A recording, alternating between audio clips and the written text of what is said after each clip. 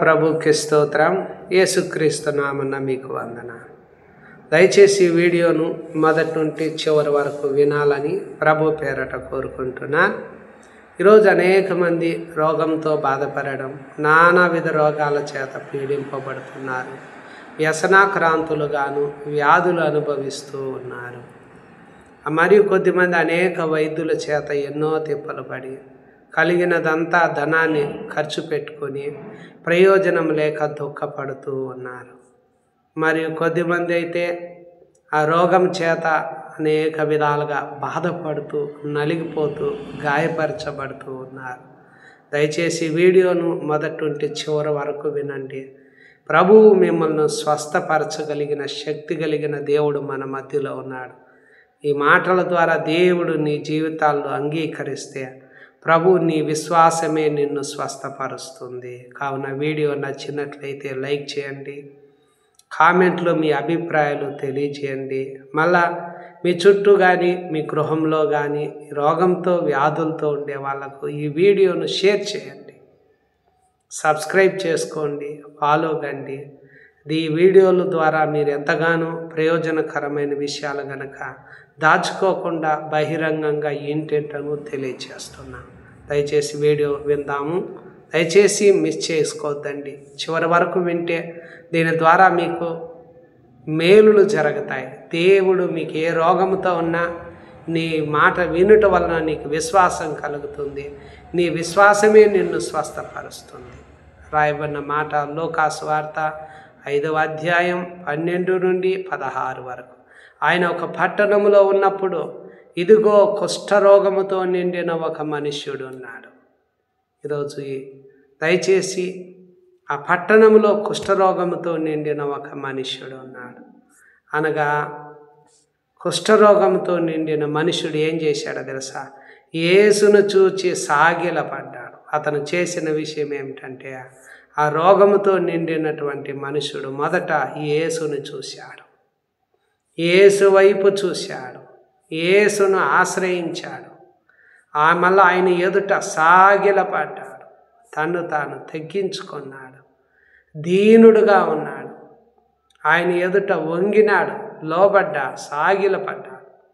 ప్రభువా నీకు ఇష్టమైతే నన్ను శుద్ధినిగా చెయ్యని వేడుకున్నాడు. చూడండి, అడుగుడి మీకు ఇయ్యబడును, వెదకుడి దొరుకును, తట్టుడి మీకు తీయబడును, నా నామమున మీరు నన్ను ఏమడిగినా నేను చేస్తాను అన్నాడు. ఇక్కడ చూడండి, నీకు ఇష్టమైతే నన్ను శుద్ధినిగా చేయగలవు అన్నాడు. ఈడ ప్రభు అంటున్నాడు, విశ్వాసం లేకుండా దేవునికి ఇష్టడై ఉండుట అసాధ్యము అన్నాడు. విశ్వాసం అనేది నిరీక్షింపబడు వాటి యొక్క నిజస్వరూపము, అదృశ్యమయ్యేది ఉన్నదని రుజువు చేయగలిగింది. ఆ విశ్వాసం ఏమిటంటే నేను దేవుని యొద్దకు వచ్చాను, ఆయన ఉన్నాడు, వెదికేదాన్ని ఫలమిస్తాడని మనం నమ్మాలి. ఈ కుష్ఠరోగంతో నిండిన మనుషుడు ఏమనుకున్నాడంటే యేసు వైపు చూచి సాగిలపడి నేను దేవుని యొద్దకు వచ్చాను, ఆ యేసుకు దేవుడు తోడుగా ఉన్నాడు, ఆయన మేలు చేయడానికి అపవాది రోగంతో పీడించబడుతున్న నన్ను స్వస్థపరచడానికి ఆ మధ్యలో ఉన్నాడని నమ్మాడు. కనుకనే అతను ఏమంటున్నాడంటే నీకు ఇష్టమైతే నన్ను శుద్ధినిగా చేయగలవన్నప్పుడు యేసు చెయ్యి చాపి వాడిని ముట్టి నాకిష్టమే, నువ్వు శుద్ధుడవు కమ్ము అనగానే ఆ రోగం ఆ వ్యక్తిని విడిచి వెళ్ళిపోయింది. దయచేసి దేవుని సన్నిధిలో ఉన్న మనము కూడా ప్రభువు దగ్గరికి నువ్వు మొదట ఏం చేయాలంటే ఆయన దగ్గరకు మొదట ఆయన గురించిన సమాచారం ఈరోజు అనేక చోట్ల వినబడుతున్నది, వ్యాపించబడుతున్నది. నువ్వేం చేయాలంటే ఈ వీడియోతో నువ్వు ఎక్కడ ఉన్నా ఆయన మాటలు వినేదానికి, నీ రోగాలను కుదుర్చేదానికి ప్రభు దగ్గరికి నువ్వు కూడి రావాలి. ఆయన కుష్ఠరోగంతో నిండిన మనుషుడు మాదిరిగా నువ్వు యేసు వైపు చూడాలి, ఆయన ఎదుట నువ్వు తగ్గించుకోవాలి. ప్రభువా నీకు ఇష్టమైతే నన్ను శుద్ధినిగా చెయ్యి అని నీవు ఏమనుకోవాలంటే నేను దేవుని యొద్దకు వచ్చాను, ఆయన ఉన్నాడు, వెదికేదాన్ని ఫలమిస్తాడని ఎప్పుడైతే నమ్మకంతో ప్రభువుని అడుగుతావో, వేడుకుంటావో, తడుతావో ప్రభు ఏమంటాడంటే తన చేయి చాపి ముట్టి నాకిష్టమే, నువ్వు శుద్ధుడవు కమ్ము అనగానే ఆ రోగము శరీరాన్ని వదిలేసి వెళ్ళిపోతాం. మొదట నువ్వు ఆయన మాటలు బాగా వినాలి. వినుట వల్లనే నీకు విశ్వాసం కలుగుతుంది. ఆ వినుట అనేది క్రీస్తును గూర్చిన మాట వలన మనకు కలుగుతుంది. కావున దయచేసి ప్రభు సన్నిధిలో ఉన్నటువంటి మనము ఏం చేయాలంటే ఆయన మాటలు బాగా వినాలి. తరువాత ప్రభు నీ పరిస్థితులన్నీ కుదురుస్తాడు. రోగము గురించి ప్రభు వివరణ అడగలేదు. రోగాన్ని పరీక్ష చేసుకొని రమ్మని అడగలేదు. రోగాన్ని గురించి మెడిసిన్లు వాడమని నీకు చెప్పలేదు. ఆ రోగము గురించి విషయాలన్నీ ఏమిటి అని అడగలేదు. కానీ మొదట ఆయన మాటలు వినాలి. వినుట వలన నీకేం కలుగుతుందంటే విశ్వాసం. ప్రభువు నీ నుండి చూసేది ఏమిటంటే, ఆ రోజు ఒక సమాజ మందిరంలోకి యేసు వెళ్ళినప్పుడు అక్కడ ఆ వ్యక్తిలో ఉన్న విశ్వాసాన్ని చూశాడు. ఈ వీడియో చూసే నిన్ను కూడా ప్రభువు వాక్యం వింటుండగా ఈ వాక్యం వినటం ద్వారానే నీకు విశ్వాసము కలుగుతుంది. ఆ విశ్వాసమే ఏం చేస్తుందంటే ప్రభువుకు నువ్వు స్థలం ఇచ్చిన వాడుగా అవుతావు.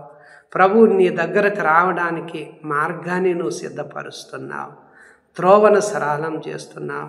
ప్రభువు నిన్ను దర్శించడానికి, ప్రభువు నీకున్న రోగమును, ఆ కుష్ఠరోగంతో నిండిన వ్యక్తి మీద దగ్గరకు వచ్చి చేయి చాపి ముట్టినప్పుడు ఏ విధంగా స్వస్థత పొందుకున్నాడో అదే విధంగా ఆయన మాట వలన దయ్యాలను వెళ్ళగొట్టి రోగులందరినీ స్వస్థపరుస్తాడు. అతడు పొందిన దెబ్బల ద్వారా మనకు స్వస్థత కలుగుతుంది. నీ విశ్వాసమే నిన్ను స్వస్థపరుస్తుంది. ప్రభావం ఆయనలో నుండి బయలుదేరి నిన్ను స్వస్థపరుస్తుంది. కనుక ఆయన చేయి చాపి నిన్ను ముట్టి స్వస్థపరుస్తాడు. ప్రభు తప్పనిసరిగా ఆ రోజు అనేక సూర్యుడు అస్తమించే సమయంలో నానావిధ రోగాల చేత పీడింపడుతూ ఎవరెవరొద్దున అందరినీ ఆయన యొద్దకు తీసుకొచ్చినప్పుడు ప్రతి వారి మీద ఆయన చేతులుంచి వారిని స్వస్థపరిచాడు. మరియు దయ్యాలు కూడా దేవుని కుమారుడని కేకలు వేసి వదిలి వెళ్ళిపోయినాయి.